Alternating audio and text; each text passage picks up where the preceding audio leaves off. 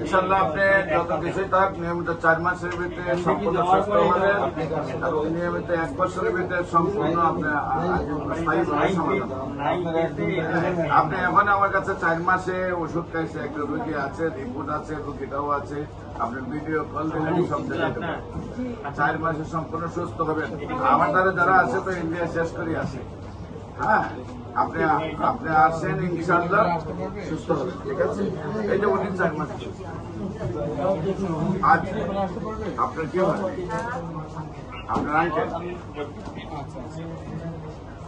টিউমারও যাবে, ক্যান্সারও যাবে। Cancer chemotherapy বা রেডিওথেরাপিটা দমন হয়, আবার 6 মাস 1 বছর 2 বছর পর আবার দেখা যায়।